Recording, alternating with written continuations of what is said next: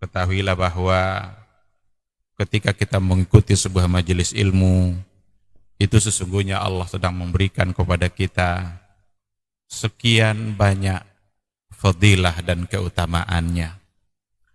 Karena sungguh sangat mulia orang-orang yang berada di majelis ilmu. Orang-orang yang berada di majelis ilmu adalah orang-orang yang akan dimudahkan baginya jalan menuju surga Allah. Dalam hadis dikatakan oleh Rasulullah sallallahu alaihi wasallam, "Man salaka tariqan yaltamisu fihi ilman, sahalallahu lahu tariqan ilal jannah." Barang siapa yang menempuh satu jalan di mana tujuannya adalah untuk mendapatkan ilmu, maka Allah akan mudahkan baginya jalan menuju surga. Surga itu perlu iman, dan mendapatkan surga itu perlu ilmu. Maka di majelis ilmulah kita bisa menumbuhkan iman kita, dan di majelis ilmulah kita bisa mendapatkan ilmu pengetahuan.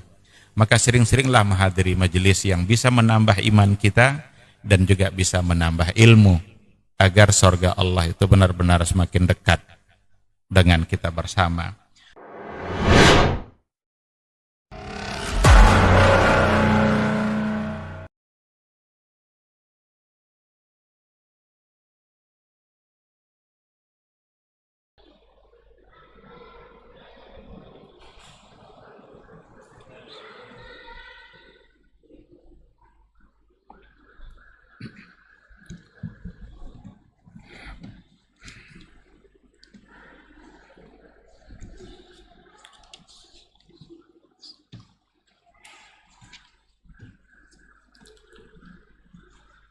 Bismillahirrahmanirrahim. Assalamualaikum warahmatullahi wabarakatuh. Innal hamdalillah nahmaduhu wa nasta'inuhu wa nastaghfiruh wa na'udzu billahi min syururi anfusina wa min sayyiati a'malina. May yahdihillahu fala mudhillalah wa may yudlilhu falan tajida lahu waliyyan mursyida. Asyhadu an la ilaha illallah wahdahu la syarikalah wa asyhadu anna Muhammadan abduhu wa rasuluhu la nabiyya ba'dah. Ikhwati fillah, ma'asyiral hadirin wal hadirat, bapak-bapak, ibu-ibu yang dimuliakan Allah, kembali kita bersyukur kepada Allah Subhanahu wa taala pada maghrib yang penuh berkah ini. Alhamdulillah, kita dengan semangat iman kita berada di rumah Allah yang mulia ini.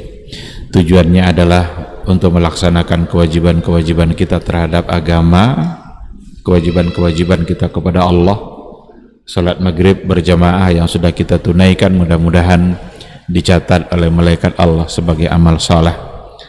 Dan alhamdulillah kita bisa duduk sejenak di sebuah majelis ilmu yang mudah-mudahan majelis ini bisa menjadi wasilah untuk mendapatkan kemuliaan kita di sisi Allah Subhanahu wa taala. Amin ya rabbal alamin. Ikhwati fillah, kita juga harus senantiasa berselawat dan salam untuk Rasulullah sallallahu alaihi wasallam. Allahumma shalli ala Muhammad wa ala ali Muhammad. Mudah-mudahan ungkapan selawat dan salam itu senantiasa membasahi lidah kita sebagai bukti bahwa kita adalah orang-orang yang cinta dan orang-orang yang rindu ingin ketemu dengan Rasulullah sallallahu alaihi wasallam. Mudah-mudahan di akhirat kelak kita bisa mendapatkan syafaat dan pertolongannya. Amin amin ya rabbal alamin. Ikhwati fillah, ma'asyiral hadirin wal hadirat, rahimani Allah wa iyyakum. Kembali pada maghrib ini kita akan melanjutkan kajian kita dengan tema kaidah istiqamah. Sudah ada 3 kaidah sebelumnya yang kita bahas terkait dengan persoalan istiqamah. Kaidah yang terakhir yang kita bahas adalah kaidah yang ketiga, di mana dikatakan aslul istiqamah istiqamatul qalbi. Asal atau pangkal dari istiqamah itu adalah istiqamahnya hati. Karena kalau hati kita sudah teguh, hati kita sudah istiqamah di atas jalan Allah, maka insya Allah yang lain akan mengikut. Karena hati itu ibaratnya adalah raja. Kalau raja yang sudah memerintahkan, maka rakyat dan semua prajuritnya pasti akan ikut. Kalau hati yang sudah istiqamah, maka tindakan anggota tubuh kita akan sejalan dengan apa yang diarahkan oleh hati yang istiqamah itu. Oleh karena itu, teruslah memperbaiki hati dan teruslah istiqamahkan hati kita agar semua sikap dan tindak tanduk kita senantiasa berada di atas jalan Allah Subhanahu wa ta'ala. Itu pada poin yang ketiga yang sudah kita sampaikan. Sekarang kita akan masuk pada kaidah istiqamah yang keempat. Kaidah istiqamah yang keempat itu adalah al-istiqamatul matlubatu minal abdi hiya as-sadat fa illam yaqdir fal muqarabah. Itu kaidah yang keempat. Istiqamah yang dituntut dari seorang hamba itu adalah as-sadat. As-sadat itu mengerjakan agama ini benar-benar sesuai dengan apa yang diajarkan oleh Nabi. Itu as-sadat. Fa illam yaqdir, tapi jika dia tidak sanggup untuk persis seperti itu, fal muqarabah, maka hendaklah mendekati kepada itu. Ini. Jadi al-istiqamatul matlubah, istiqamah yang dituntut dari kita sebagai hamba Allah itu adalah as-sadat. Benar-benar mengupayakan semua yang kita lakukan sesuai persis dengan yang diajarkan oleh Nabi. Fa illam yaqdir, tapi kalau seandainya dia tidak sanggup persis seperti itu, fal muqarabah, maka setidaknya mendekati kepada yang persis diajarkan oleh Nabi. Ini yang akan kita lihat insya Allah seperti apa penjelasannya dalam buku ini terkait dengan as-sadat wal muqarabah. Berarti ada dua. As-sadat itu tujuan utama, sebisa mungkin harus as-sadat, tapi kalau tidak persis mendekati, itu sudah cukup. Al-muqarabah itu mendekati kepada apa yang diajarkan oleh Rasulullah sallallahu alaihi wasallam. Ikhwati fillah, kaidah ini diambil dari sebuah hadis Nabi. Jadi kaidah itu diambil oleh penulis buku ini, disimpulkan dari sebuah hadis Nabi. Apa kata Rasulullah sallallahu alaihi wasallam? Hadis ini sumbernya adalah Abu Hurairah radhiyallahu anhu dan diriwayatkan oleh Imam Al-Bukhari, dan hadisnya adalah hadis yang sahih.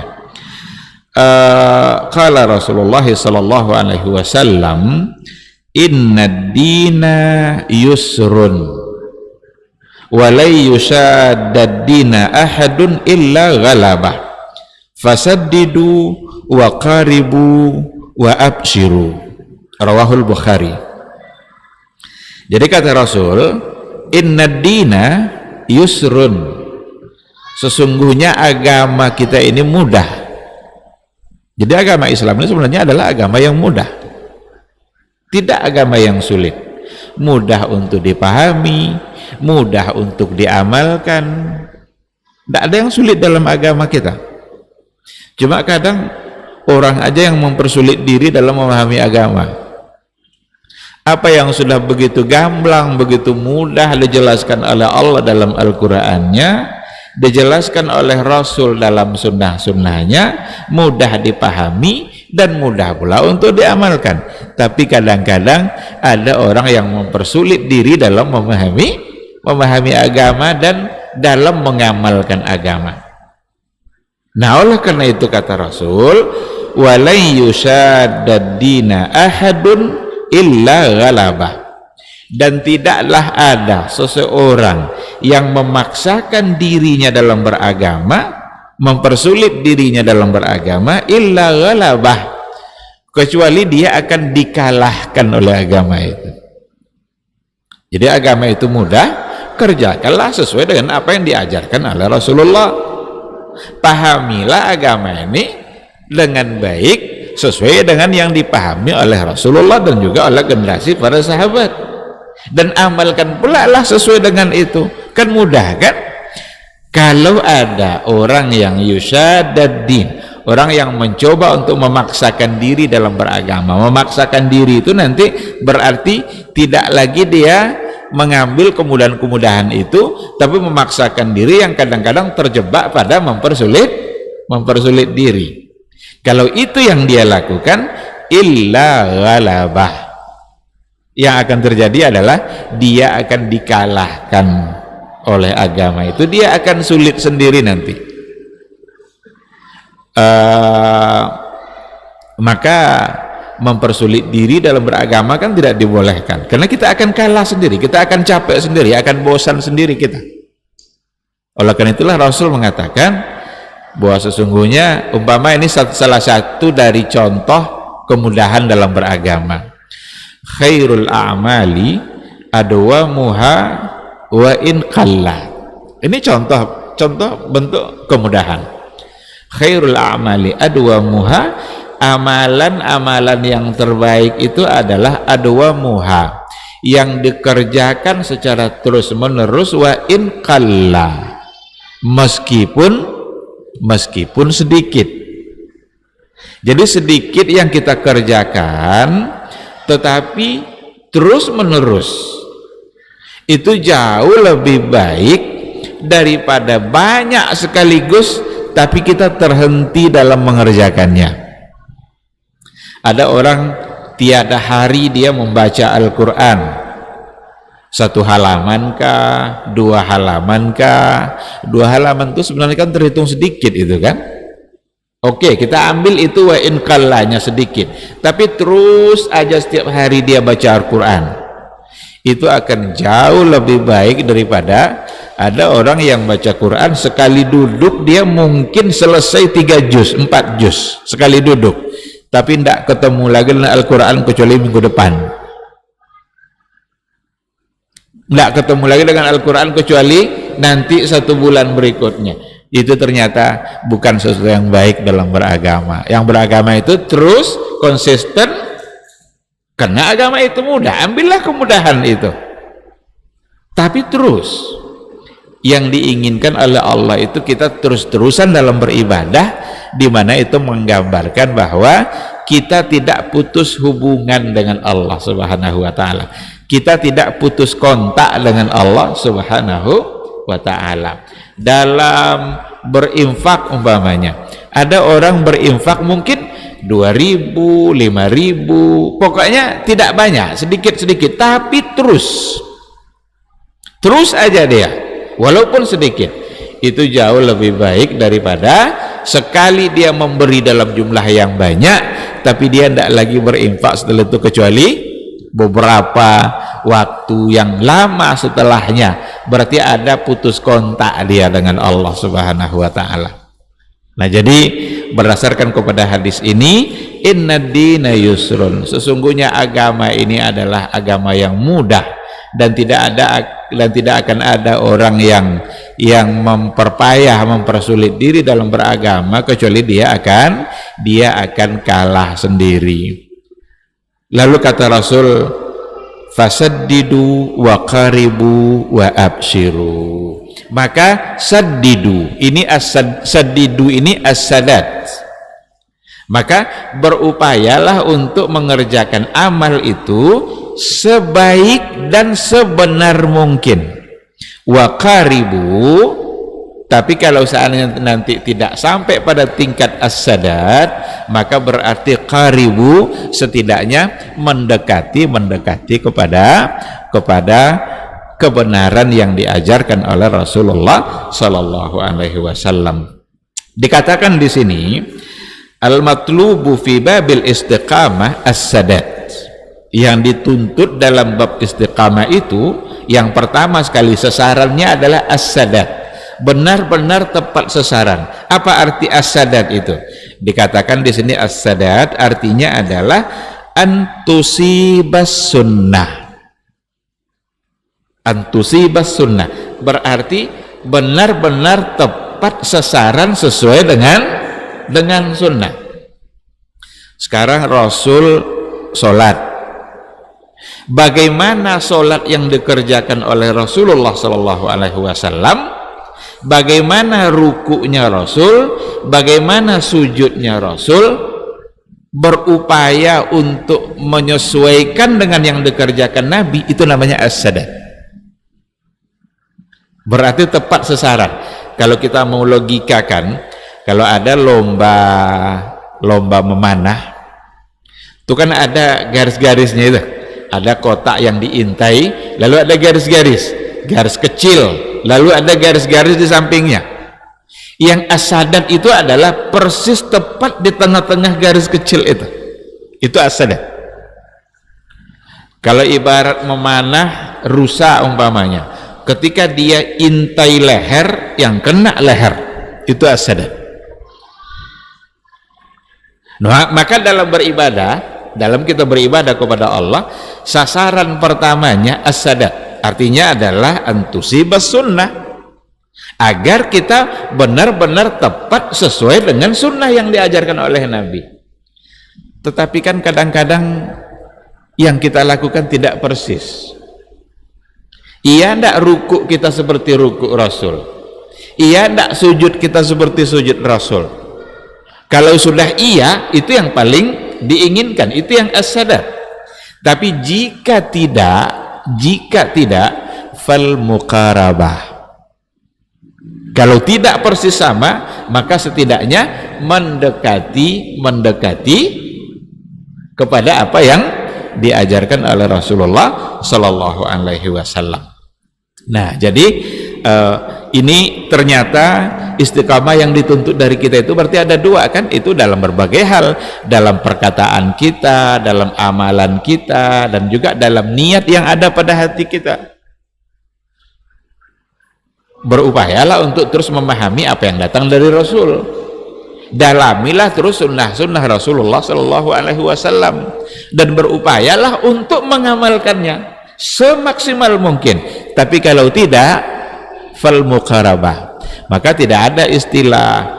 Kan ada orang bilang begini, pokoknya buat aja lah, nanti diterima tidak diterima itu terserah Allah. Kan ini yang kita lakukan ini baik nih, nanti di akhirat ya terserah Allah menerima atau tidak. Ini salah, cara berpikir seperti itu salah. Yang harus itu adalah kita upayakan semaksimal mungkin menyesuaikan amal yang kita kerjakan dengan yang dilakukan Nabi. Kalau tidak persis, maka setidaknya mendekati. Setelah itu barulah serahkan kepada Allah, sambil kita tetap berharap bahwa amal kita diterima oleh Allah Subhanahu wa ta'ala. Nah, oleh karena itu ukuran kebaikan dalam beribadah itu adalah apa yang dikerjakan oleh Rasulullah Sallallahu Alaihi Wasallam, bahkan itu sasaran kita. Maka dalam sebuah riwayat Rasulullah Sallallahu Alaihi Wasallam berkata kepada Ali ibnu Abi Thalib, ketika Ali itu minta diajarkan satu doa. Jadi Ali ibnu Abi Thalib radhiyallahu anhu meminta kepada Rasul agar diajarkan doa apa yang bagus dia sampaikan, dia minta kepada Allah. Lalu yang diajarkan Nabi adalah qul, katakanlah Allahumma hdini wasaddidni. Allahumma hdini, ya Allah berilah saya hidayah, berilah saya petunjuk, bimbinglah saya, wasaddidni. Saddid itu sadat. Jadi ketika sudah diminta petunjuk, bimbingan dari Allah, dan jadikanlah saya benar-benar tepat sasaran dalam beribadah. Itu yang diajarkan oleh Rasul kepada Ali ibnu Abi Thalib. Maka dikatakan wazkur bil huda hidayatakat tariq. Jadi ibaratnya petunjuk jalan huda itu benarnya sebuah petunjuk ketika kita mencoba untuk menempuh sebuah jalan, dan benar jalan itu ternyata yang kita cari, berarti isabah, benar di situ. Wasadad sadadas sahab, dan sadad itu tepat sasaran, sama persis seperti tepat sasarannya anak panah ketika diluncurkan dari busurnya. Nah, berarti kita perlu juga untuk memperbanyak doa seperti ini. Allahumma hdini wasaddidni.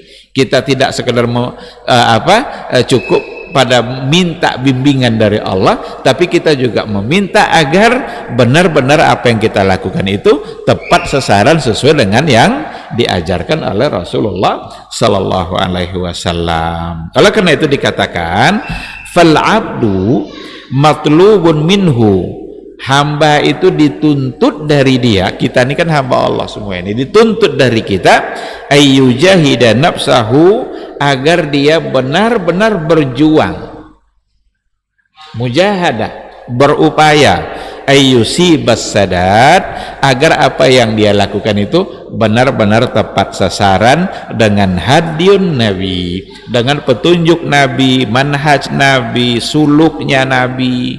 Suluk itu etika Rasulullah sallallahu alaihi wasallam. Wa yujahidu nafsahu ala dzalik, dan berupaya semaksimal mungkin agar mendapatkan as-sadat tadi itu benar-benar sesuai dengan apa yang diajarkan.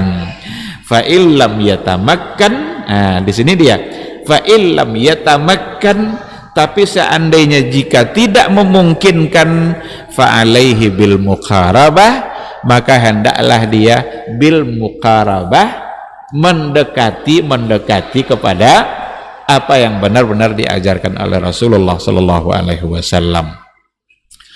Ini kalau kita bawa nanti kepada contoh-contoh yang ada, umpama bacaan Al-Quran kita ada tajwid yang sudah begitu lengkap bimbingannya dan panduannya oleh para ulama, dan sekarang sudah sangat marak sekali. Ini contoh nanti antara sadat dengan muqarabah. Tetapi apakah bacaan Quran kita itu benar-benar sesuai dengan panduan tajwid yang diinginkan itu atau tidak? Apakah benar-benar bacaan Al-Fatihah kita seperti yang dibaca Nabi atau tidak? Kalau benar-benar pas, itu yang diinginkan. Tapi kalau tidak, fal muqarabah, mendekati. Yang jelas harus ada upaya, harus ada usaha. Yang tidak boleh itu adalah ketika tidak ada upaya untuk memperbaiki bacaan Quran. Kadang di antara kita aja berbeda itu cara menyebut huruf. Bagaimana cara menyebut huruf? Saat antara guru satu, guru dua aja bisa berbeda. Bagaimana menyebut huruf dot umpamanya antara satu guru dan guru berikutnya adalah berbeda. Tetapi seandainya tidak persis, dan barangkali kita tidak mungkin pula untuk mengklaim bahwa saya lah yang paling persis, iya kan? Tapi upaya berikutnya adalah fal muqarabah, setidaknya adalah mendekati. Ibadah solat umpamanya, Rasulullah sallallahu alaihi wasallam bilang, sallu kama raaitumuni usalli, salatlah kalian sebagaimana kalian melihat saya solat. Maka dalam ibadah solat, istiqamah kita dalam ibadah solat itu adalah yang pertama sekali as-sadat. As-sadat itu seperti yang saya katakan tadi, antusibas sunnah, benar-benar sesuai dengan sunnah. Tetapi kan kita sulit untuk mengukur kira-kira yang kita kerjakan itu sudah benar-benar persis seperti yang diajarkan Nabi atau belum. Kalau tidak bisa persis fal muqarabah, maka setidaknya mendekati. Yang tidak boleh itu adalah asal-asalan dalam mengerjakan mengerjakan sholat. Sekarang disuruh oleh Nabi tumakninah, kalian harus tumakninah. Tumakninah lah kita dalam sholat itu, rukunya harus ada tumakninah, sujudnya harus ada tumakninah, berupaya maksimal sesuai yang diajarkan Nabi. Kalau tidak, maka fal muqarabah, lagi-lagi mendekati, hendaknya mendekati kepada yang diajarkan, meskipun nanti tidak persis. Yang tidak boleh apa? Tidak melakukan tumakninah. Maka ada yang diviralkan itu, ada sholat tercepat di dunia. Sholat tercepat di dunia selesai 23 rakaat tarawih 7 menit. Ini gimana ceritanya ini? La sadat wala muqarabah. Tidak ada sadatnya dan tidak ada muqarabahnya, mendekati pun tidak. 23 rakaat 7 menit coba. Orang satu rakaat bisa 10 menit. Sekarang 23 rakaat 7 menit. Kan ada dulu viral itu. Tidak pula boleh disalahkan tuh. Jangan salahkan, kan itu pendapat mereka. Beragama ini bukan pendapat mereka. Beribadah ini yang pertama sekali adalah mengupayakan as-sadat. Persis dulu. Kalau bisa persis kayak Nabi, alhamdulillah. Kalau tidak, fal muqarabah, mendekati. Karena begitu sulit untuk persis itu. Dan kita pun juga mungkin tidak menyadari hal-hal yang salah dari yang kita lakukan, yang mungkin tidak ada pada ibadahnya Rasulullah Sallallahu Alaihi Wasallam. Dalam ibadah puasa umpamanya, karena dia ibadah, maka panduan kita adalah Nabi. Dengan demikian berarti kita harus benar-benar berupaya untuk menyesuaikan ibadah puasa kita dengan sunnah Nabi. Sekarang pertanyaannya, sudahkah puasa kita persis sama dengan yang dikerjakan Nabi atau tidak? Jika tidak persis, maka tugas kita adalah pada bagian yang keduanya, al-muqarabah, setidaknya mendekati kepada apa yang diajarkan oleh Rasulullah. Begitu juga haji. Kata Rasul, khudhu anni manasikakum. Ambillah dari saya cara manasik haji kalian. Maka kalau kita melaksanakan haji, kita mengerjakan umrah, pahamilah bagaimana hajinya Rasul dan bagaimana umrahnya Rasul, dan kerjakanlah persis yang disuruh Nabi. Tapi kalau seandainya tidak tercapai, setidaknya al-muqarabah, mendekati. Jangan jauh-jauh kali bedanya. Kalau jauh-jauh kali bedanya, jangan-jangan ibadah kita tidak terima, apalagi kalau sengaja jauh berbeda dari yang diajarkan oleh Rasulullah Sallallahu Alaihi Wasallam. Oleh karena itu menjadi tugas dan kewajiban kita lah untuk menyampaikan apa yang kita pahami dari agama ini.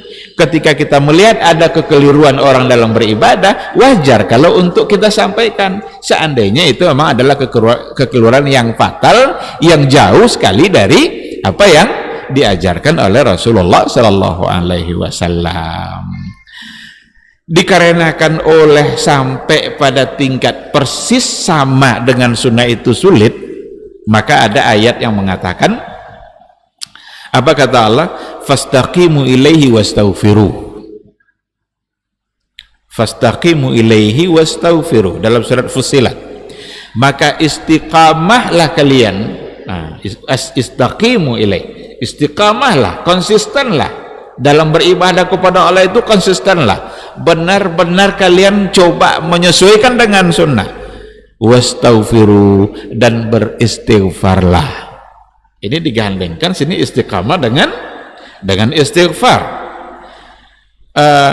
Dikatakan oleh penulis buku ini, wa dzikrul istighfari ba'dal amri bil istiqamah fihi isyaratun ila annal abda la budda lahu min taksir.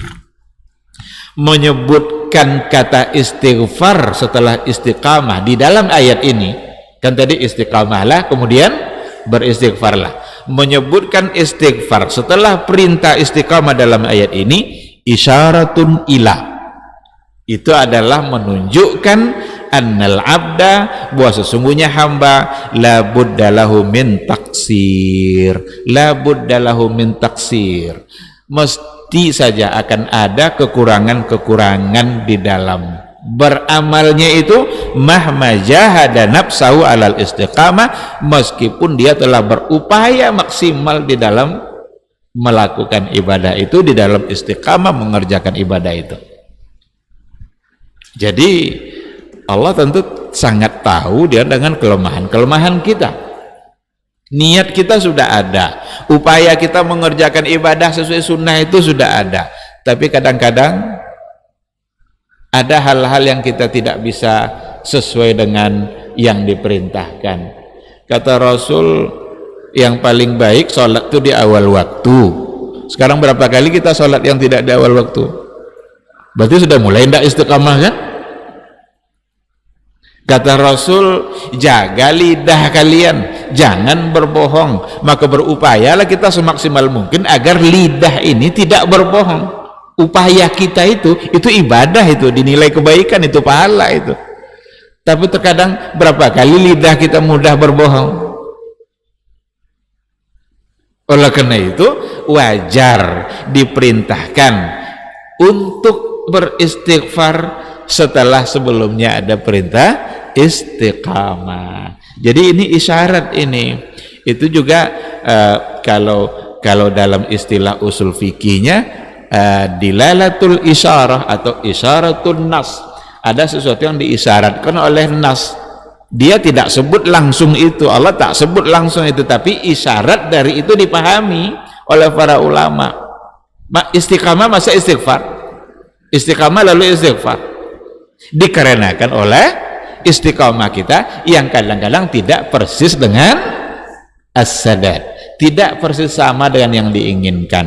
Tapi upaya kita untuk tetap istiqamah itu sesungguhnya adalah menjadikan sesuatu perbuatan kita tetap akan dinilai sebagai kebaikan, dan itu ada pahalanya di sisi Allah Subhanahu wa taala. Dalam sebuah hadis itu juga ada isyarat seperti itu dari Rasulullah Sallallahu Alaihi Wasallam, dari sebuah hadis yang sejalan maknanya dengan ayat yang tadi, istaqimu ilaihi fastaqimu ilaihi tsumma istaghfiru wastaghfiru. Dalam hadis dikatakan oleh Rasulullah Sallallahu Alaihi Wasallam kepada Muaz ibnu Jabal, apa kata Rasul? Ittaqillaha haitsuma kunta, bertakwalah kamu kepada Allah haitsuma kunta, dimanapun kamu berada. Ini perintah Rasulullah Sallallahu Alaihi Wasallam dalam sebuah hadis yang disampaikannya kepada Muaz. Lalu kata Nabi, wa atbi'is sayyi'atal hasanah, lalu ikutkanlah, atbi'is sayyi'ah, ikutkanlah kesalahan-kesalahan yang kamu lakukan itu, al-hasanah, dengan kebaikan, tamhuha, niscaya kebaikan yang kamu lakukan itu bisa menghapus kesalahan-kesalahan tadi. Hadis ini ternyata juga mengandung isyarat yang sama dengan apa yang ada pada ayat Al-Quran tadi, di mana hadis memerintahkan agar ittaqillaha haitsuma kunta, bertakwalah kamu kepada Allah dimanapun kamu berada. Berarti ini perintah agar kita tidak melupakan Allah, tetap dekat dengan Allah, takut dengan Allah dimanapun kita berada. Tapi terkadang dalam kondisi-kondisi tertentu iman bisa menurun, iman bisa berubah, sehingga ketakwaan itu menjadi tidak terpelihara. Kalau sudah tidak terpeliharanya ketakwaan, itu akan membuat kita terjebak kepada melakukan hal-hal yang salah. Nah, oleh karena itulah Nabi mengatakan, wa atbi'is sayyi'atal hasanah, ikutkanlah kesalahan yang dilakukan itu dengan kebaikan, niscaya kebaikan itu akan bisa menghapus dosa dari kesalahan yang kita lakukan tadi. Nah, ini akan banyak nanti contohnya dalam kehidupan kita. Kita selesai sholat saja selesai sholat saja, apa yang kita ucapkan? Kata pertama yang terucap setelah sholat apa? Istighfar. Pertanyaannya, kita baru saja sholat, baru saja beribadah, tapi kenapa kata pertama yang terucap adalah istighfar? Seolah-olah kita melakukan hal yang salah jadinya. Kita minta ampun, padahal kita baru sholat. Nah, ini contohnya sejalan dengan ayat tadi itu. Istaqimu fastaqimu ilaihi wastaghfiru. Istiqamah lalu beristighfar. Karena siapa tahu istiqamah kita itu tidak sampai ke tingkat sadar. Yang ada hanya muqarabah. Mudah-mudahan sampai pula pada muqarabah. Jangan-jangan muqarabah pun tidak. Ini bahaya. Kalau muqarabah pun tidak, jangan-jangan amal kita tidak diterima oleh Allah Subhanahu wa ta'ala. Maka selesai kita sholat baru saja salam. Assalamualaikum warahmatullah. Assalamualaikum warahmatullah. Astagfirullah. Astagfirullah. Astagfirullah. Siapa tahu berapa kekeliruan yang terjadi dalam ibadah sholat kita tadi. Entah khusyuknya yang kurang, entah kesempurnaan pelaksanaannya. Rasul mengatakan dalam sebuah riwayat dikatakan bahwa Rasulullah Shallallahu Alaihi Wasallam itu yasjudu ala sab'ati a'dha, sujud di atas 7 anggota tubuh. Bagaimana beliau sujud dan begitu nikmat beliau dalam melakukan sujud, begitu khusyuk dalam melakukan sujud. Jangan-jangan sujud kita tidak sempurna, jangan-jangan ruku kita tidak sempurna, maka wajar kata pertama yang terucap adalah istighfar, permohonan ampun kita kepada Allah Subhanahu wa ta'ala. Jadi ikhwati fillah, istiqamah yang dituntut dari kita itu adalah as-sadad wa illa fal muqarabah. Berdasarkan kepada hadis tadi juga dikatakan dan dipahami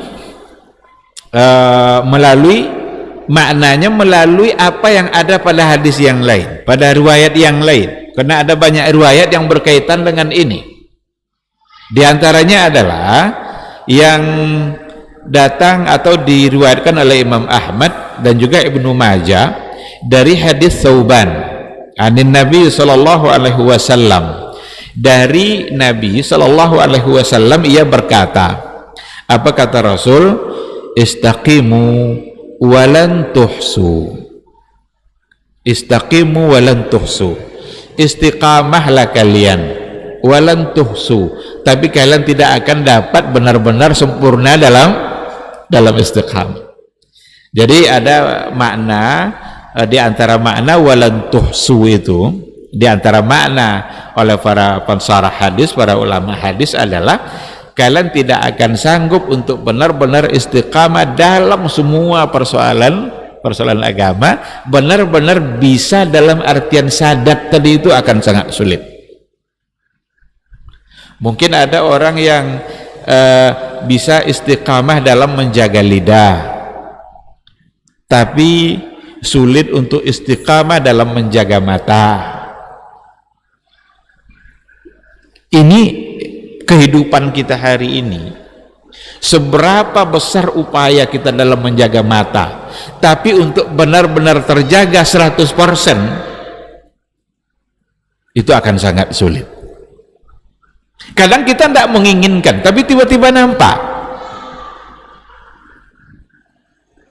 Mungkin bisa kita alihkan pandangan kita, tapi kadang-kadang kalah pula oleh godaan syaitan.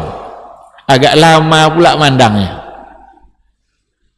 Salah enggak itu? Salah. Dan itu kelemahan kita.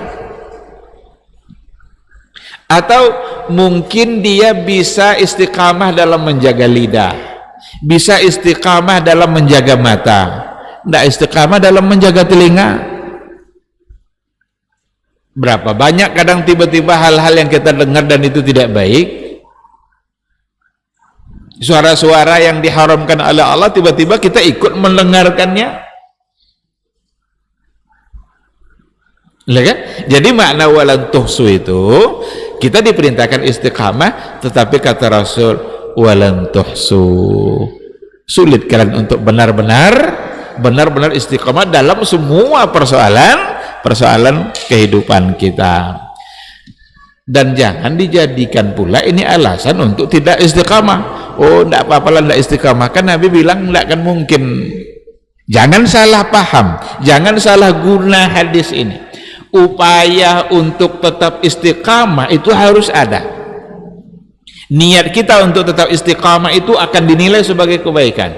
Tapi terkadang ada saat-saat di mana kita begitu sulit dalam menjaga istiqamah.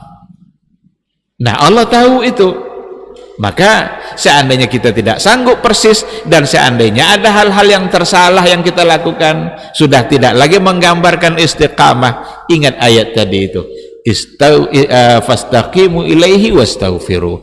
Ikutkan dengan istighfar, ikutkan kesalahan-kesalahan yang kita lakukan itu dengan perbuatan yang baik. Kita kalau baca sejarah para ulama dulu, bagaimana mereka mengikutkan kebaikan-kebaikan atas perbuatan-perbuatan yang terlanjur dia lakukan dan itu adalah salah. Boleh mengikab diri, umpama karena kita terlanjur melakukan satu kesalahan, kita wajibkan, kita paksakan diri kita di hari itu wajib bersedekah dengan harapan kebaikan ini bisa menghapus. Ada dulu di antara seorang ulama yang ketika ia keluar dari rumahnya terlanjur matanya melihat betis seorang gadis. Tidak sengaja tuh, itu terlihat. Dia hukum dirinya dengan berpuasa 3 hari sebagai pendekatan dirinya kepada Allah dengan harapan agar bisa diampuni. Karena Nabi bilang wa atbi'is sayyi'atal hasanah. Yang makna sederhananya bisa dipahami, ikutkanlah kesalahan dan kebaikan itu, ikutkanlah kesalahan itu dengan istighfar. Istighfar kan perbuatan baik. Sekarang terjadi satu kesalahan kita lakukan, kaki kita terlanjur melangkah ke tempat maksiat, balik dari tempat maksiat, astagfirullahalazim, ampuni saya ya Allah. Kaki sudah terlanjur nih, kalau tidak beristighfar, kaki melangkah ke tempat maksiat, dosa tidak kira-kira? Dosa. Tapi dengan diikutkan istighfar, mudah-mudahan itu bisa menghapus dosa. Karena memang nampaknya istighfar itu nikmat yang luar biasa bagi hamba Allah, bagi orang-orang beriman oleh Allah Subhanahu wa ta'ala. Berapa banyak dosa yang dilakukan, itu bisa terhapus oleh istighfar. Tapi tak semua dosa, tidak semua kesalahan yang bisa oleh istighfar. Kesalahan, dosa-dosa besar umpamanya, itu mesti langsung disebutkan kesalahannya itu. Umpamanya syirik, nyatakan bahwa terlanjur berbuat syirik dan saya mohon ampun kepada kamu ya Allah. Kesalahan yang hubungannya sama orang nanti tidak cukup juga oleh istighfar. Umpamanya hutang, buat hutang banyak terus beristighfar sehari semalam, tidak akan lunas hutang, tidak akan selesai hutang itu. Yang namanya hutang karena itu adalah kesalahan kepada orang, di mana hutang itu bayar dulu hutang itu, lalu mohon ampun kepada Allah, mohon ampun kepada Allah bahwa dia telah melalaikan pembayaran hutang. Tapi hutangnya harus dibayar dulu, dilunasi dulu. Nah, istighfar ini benar-benar nikmat dari Allah Subhanahu wa ta'ala, dan itu nyambung dalam berbagai lini kehidupan kita. Kita kalau, mohon maaf, contohnya kalau kita keluar dari kamar kecil, dari toilet, ada doa yang paling pendek adalah ghufranak. Apa arti ghufranak?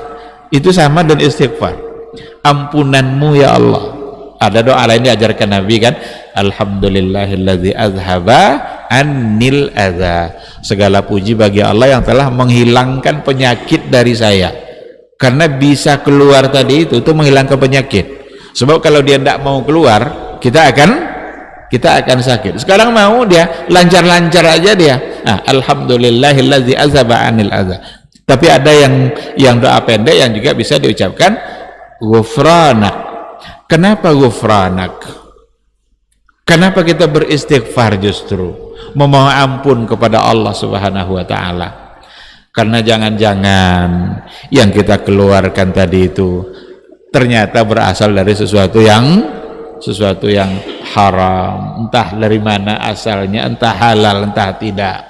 Jadi wajar ketika kita mengucapkan ghufranak. Jadi ikhwati fillah, kembali kepada hadis tadi, istaqimu walan tuhsu. Istiqamahlah kalian walan tuhsu. Tapi kalian akan sulit untuk benar-benar istiqamah dalam semua persoalan. Tapi kalau tidak bisa istiqamah maka as-sadat. Lalu kata Rasul, wa'lamu, dan ketahuilah, anna khaira a'malikum as-salah. Sesungguhnya amalan yang terbaik dari yang kamu lakukan itu adalah as-salah, adalah solat. Jadi Rasul ketika dia bilang istaqimu, pesan keduanya hubungannya sama solat, karena memang solat adalah ibadah yang paling utama, yang paling agung, dan nanti yang pertama kali dihisab di akhirat kelak. Solat itu pertama kali dihisab nanti di akhirat kelak. Jadi ketika diperintahkan istiqamah, lalu Rasul langsung memesankan berwasiat dalam persoalan solat, itu artinya adalah solat adalah ibadah yang harus benar-benar kita coba melakukan secara istiqamah.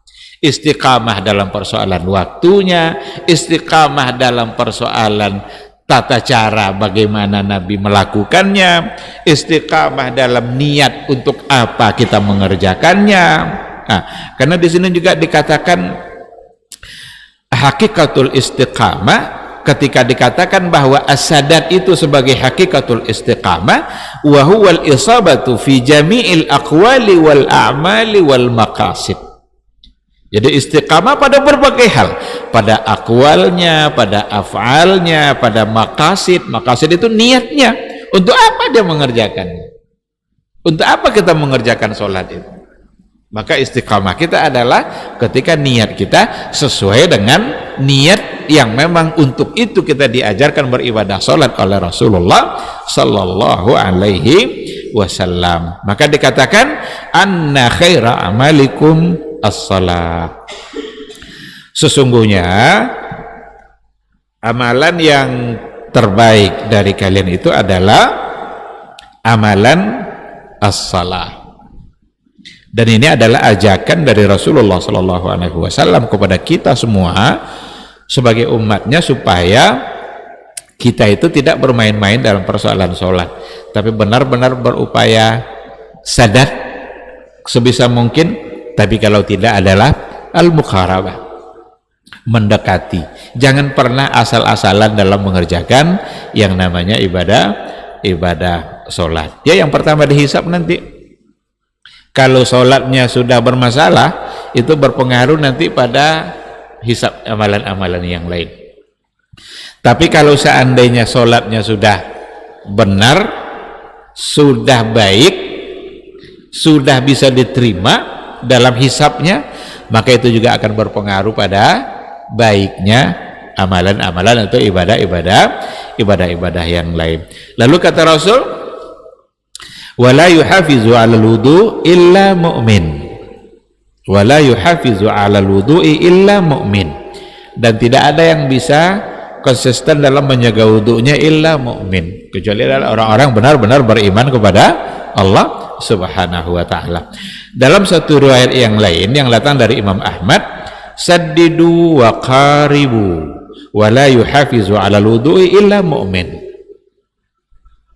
Saddidu wa qaribu, upayakanlah benar-benar tepat sasaran ibadah kalian sesuai sunnah. Wa qaribu atau qaribu, muqarabah atau mendekati, setidaknya mendekati. Wala yuhafizu 'alal wudu' illa mu'min, dan tidaklah ada yang menjaga, yang senantiasa menjaga wudunya kecuali adalah orang-orang beriman. Jadi agar terbukti keimanan kita kepada Allah, ternyata salah satunya adalah selalu menjaga wudu. Kalaulah kita bisa benar-benar menjaga wudu, istiqamah dalam menjaga wudu, itu bagus sekali. Itu bukti iman kita berdasarkan hadis ini. Tapi kalau tidak, fal muqarabah, maka setidaknya mendekati kepada kebenaran. Ikhwati fillah, karena waktu Isya sudah masuk, kita dengarkan dulu, kita jawab suara azan, nanti insyaallah setelah itu kita lanjutkan.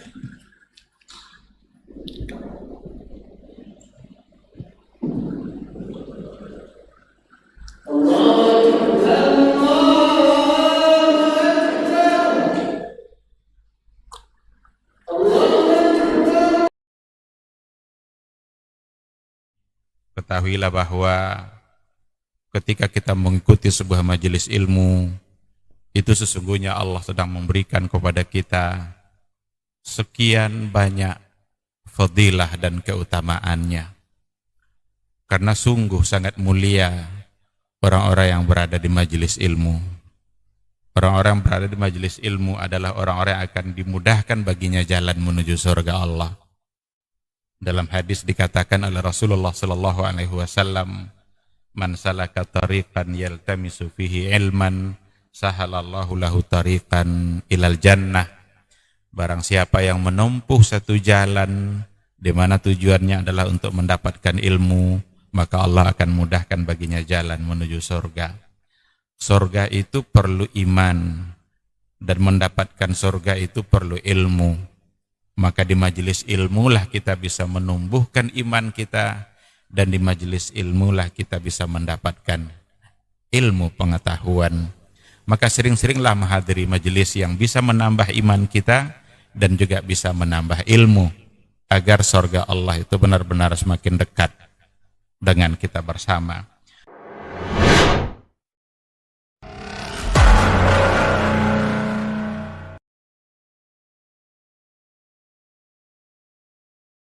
Majtama'a qaumun fi baitin min buyutillah yatluna kitab Allah wa yatadarasunahu fima bainahum illa nazalat alaihimus sakinah wa ghasyiyatuhumur rahmah wa haffat bihimul malaikah wa dzakarahumullahu fiman indah.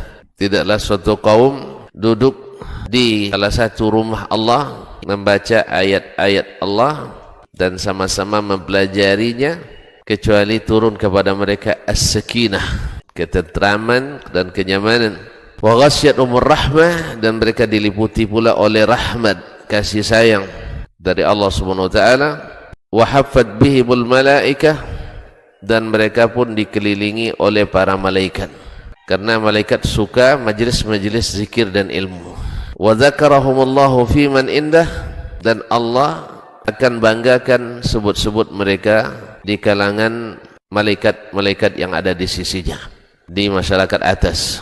Mudah-mudahan kita termasuk yang sering disebut-sebut di sisi Allah, di kalangan para malaikat, dan di akhir majelis ini mudah-mudahan kita pula mendapatkan seperti yang tersebut dalam hadis qudsi, qumu maghfuran lakum, silahkan berangkat meninggalkan majelis ini dalam keadaan diampuni dosa-dosa kalian.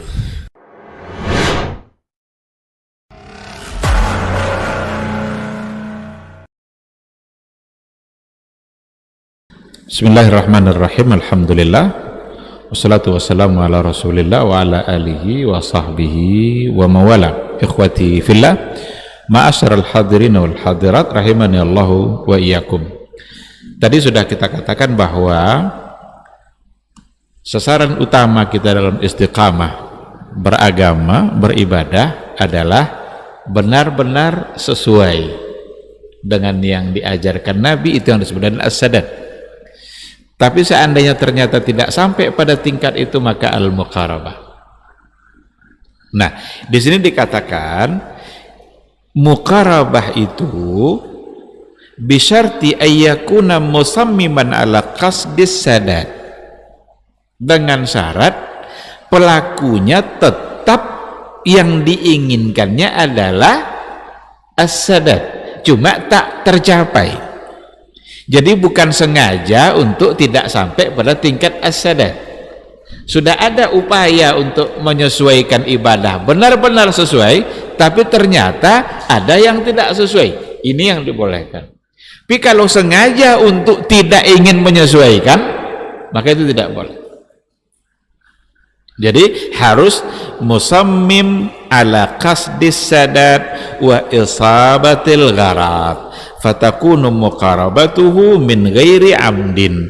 Artinya dia tidak sengaja-ngaja untuk hanya sekedar muqarabah saja. Tetap yang pertama sekali sasarannya adalah as-sadat, menyesuaikan apa yang dilakukan dengan agama dan yang diajarkan Nabi. Tapi ternyata ketika itu tidak tercapai, itulah nanti akan disebut sebagai al-muqarabah. Diambil dari sebuah hadis. Hal itu diambil dari sebuah hadis datang dari Hakam Ibnu Huzn Al-Kulfi. Di mana Rasul berkata, "Ya ayyuhan nas, wahai manusia, innakum lan ta'malu aw lan tutiqu kullama amartukum walakin saddidu wa abshiru." Jadi kata Rasulullah SAW, wahai sekalian manusia, sesungguhnya kalian lan tatiqu kullama amartukum, tidak akan bisa sanggup untuk mengerjakan semua yang saya perintahkan, walakin saddidu wa qaribu, tetapi berupayalah untuk tetap bisa atau mendekati. Ini hadis riwayat Abu Dawud, Imam Ahmad, dihasankan hadis ini oleh Syekh Albani dalam kitab Irwaul Ghalil. Jadi Nabi yang bilang seperti itu, ketika kalian tidak bisa mengerjakan semuanya, artinya persis dengan yang dituntut, tapi saddidu wa qaribu, harus ada upaya untuk mengerjakan itu. Kemudian wa qaribu, saddidu wa abshiru juga, upayakan untuk tetap ada as-sadat itu. Dan juga kalau seandainya tidak, maka berarti al-muqarabah wa abshiru, dan bergembiralah. Absyir itu kan berilah kabar gembira. Nah, oleh karena itu, ikhwati fillah, memang makna hadis ini uqsudut tasdid wal isabah wal istiqamah. Maka harus ada niat kita, harus ada keinginan kita untuk tetap bisa mengerjakannya semaksimal mungkin. Niat untuk itu harus selalu ada. Tapi seandainya terjadi hal-hal yang ternyata ada yang kurang, ada yang tidak persis, maka muqarabah itu sudah mewakili apa yang harus kita lakukan ketika kita benar-benar berupaya untuk mengerjakan sesuai dengan yang diperintahkan oleh Allah dan oleh Rasulullah Sallallahu Alaihi Wasallam. Nah, oleh karena itu juga kita bisa menyimpulkannya bahwa seberapapun upaya kita untuk istiqamah, tapi jangan pernah meninggalkan istighfar, jangan pernah meninggalkan permohonan ampun kita kepada Allah untuk kekurangan-kekurangan yang terjadi di dalam ibadah-ibadah yang kita lakukan. Karena boleh kita untuk memuhasabah diri kita sendiri, boleh kita masing-masing memuhasabah diri kita ketika kita coba untuk membayangkan kesempurnaan amal yang kita lakukan. Dan ada pada semua amal, bisa sholat, bisa puasa, bisa haji, bisa infak, sedekah, bisa zikir. Seberapa banyak amal kita yang benar-benar kita mengerjakannya secara sempurna? Boleh kita muhasabah. Puasa, seberapa banyak kita berpuasa, di mana puasa kita benar-benar maksimal. Nanti kita akan sadar sendiri, oh ternyata puasa hari ini lebih banyak ghibahnya. Untung ghibah itu tidak membatalkan keabsahan puasa, tapi bisa mengurangi pahala puasa. Memang sah puasanya, karena ghibah tidak membuat puasa jadi batal. Tidak sama dengan minum. Kalau minum kan batal puasa kita. Nah, tetapi bisa mengurangi. Maka kata Rasul, ada orang yang sholat, dia mendapatkan dari sholatnya itu mungkin setengah. Ada orang sholat mungkin dia mendapatkan pahalanya 1/3, mungkin 1/4, mungkin 1/8. Berarti bisa berbeda-beda. Jangan-jangan tidak mendapatkan apa-apa dari sholatnya.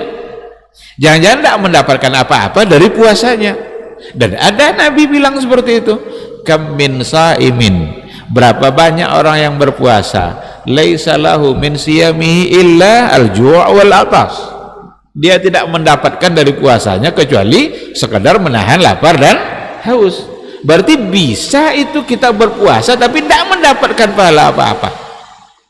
Nah, oleh karena itu mulai sekarang ketika kita memahami kaidah istiqamah ini, yang harus kita lakukan adalah semaksimal mungkin kita upayakan ibadah yang kita lakukan benar-benar sampai pada tingkat as-sadat sesuai dengan yang diajarkan Nabi. Wa illa fal muqarabah. Tapi kalau seandainya tidak persis sampai ke tingkat itu, setidaknya adalah mendekati kepada apa yang diajarkan oleh Rasulullah sallallahu alaihi wasallam. Ini mungkin yang bisa kita sampaikan pada malam hari ini, mudah-mudahan dapat dipahami. Seandainya ada pertanyaan, kalau ada yang mau dipertanyakan, dipersilahkan.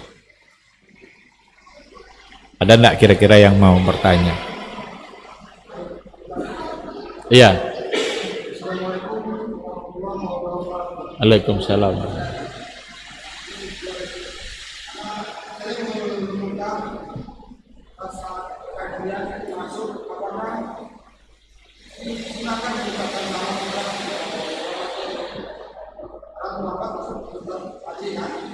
Ya.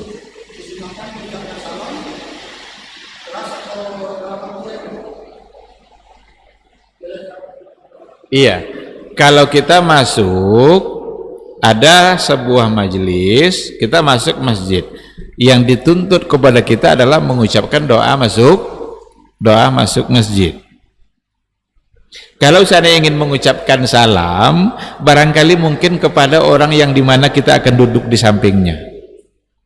Tidak mesti nanti untuk mengucapkan salam pada semuanya, jangan-jangan mengganggu majelis. Jangan-jangan yang terganggu adalah majelis. Tapi ketika kita masuk masjid, ada doa masjid yang kita ucapkan, itu yang dituntut memang, karena doa masuk masjid. Lalu ketika ingin bergabung, barangkali wallahu alam, saya saya memandangnya seperti itu. Kalau ingin mengucapkan salam, mungkin kepada orang yang dimana kita akan duduk di sampingnya, bisa aja bahkan kita salami, mungkin assalamualaikum. Tapi ketika nanti masuk dan assalamualaikum untuk semua, jangan mengganggu majelis. Nanti masuk lagi orang kedua, assalamualaikum. Datang orang ketiga, assalamualaikum, tidak jadi ngaji, ya kan? Nah, oleh karena itu mungkin tidak pada tempatnya untuk mengucapkan salam cara bersamaan seperti itu, karena fokusnya ketika itu bukan pada soal kita dalam menjawab salam kita, tapi fokus pada kajian. Nah, namun ketika ada orang yang mungkin lagi ngobrol-ngobrol aja, dia duduk-duduk ngobrol, memang santai-santai, datang kita salam sama dia, tidak ada masalah, assalamualaikum, karena tidak akan mengganggu, dan mereka juga dalam posisi di mana mereka tidak sedang melakukan hal-hal yang tidak akan terganggu gitu dengan salam kita. Saya memandangnya seperti itu. Wallahu subhanahu wa ta'ala a'lam.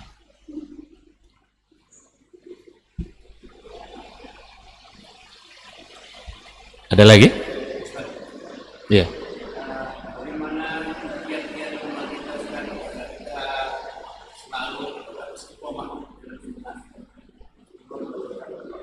Iya.